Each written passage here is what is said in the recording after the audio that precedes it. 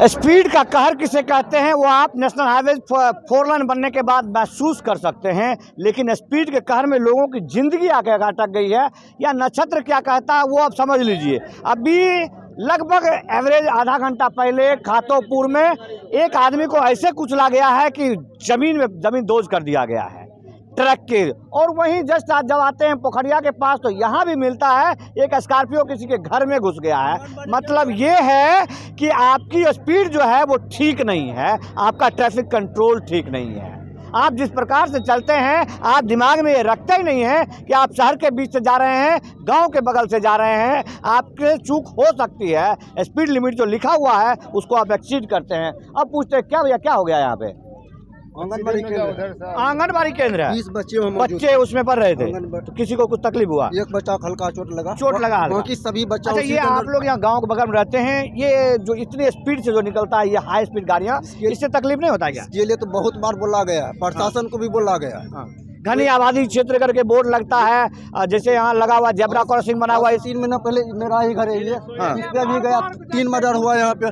Just ये देखिए अभी 3 महीना पहले ये हुआ था ये घटना। क्या बोले चाचा?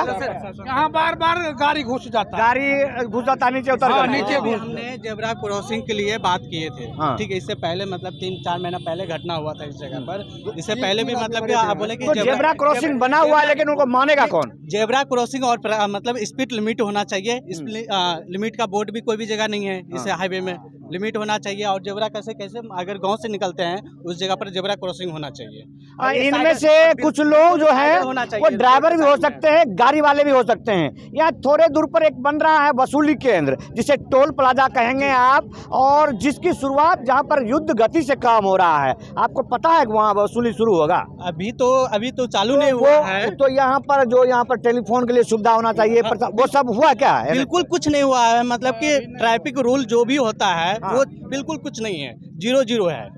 तो समझ लीजिए ये जो जगह है ये बलिया थाना अंतर्गत पोखरिया है, जिसे जौहरी बाजार के नाम से बहुत पहले से लोग जानते हैं। बहुत पुरानी बस्ती है, ये बस्ती तब की है जब ये नेशनल हाईवे भी नहीं होगा।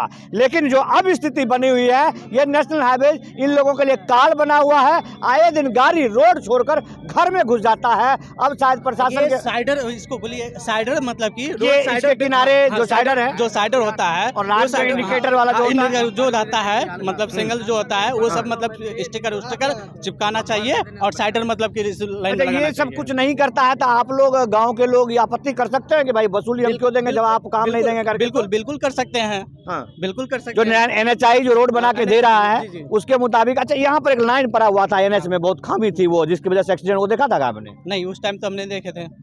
तो बस समझने के लिए समझ लीजिए कि जो स्पीड का कहर है वो स्पीड का कहर ज्यादातर यहाँ रहने वाले गांव के लोग भुगतते हैं। गांव के लोगों को सुरक्षा नहीं मिलता है तो ये रोड किसी काम का नहीं है। जय हिंद, बंदे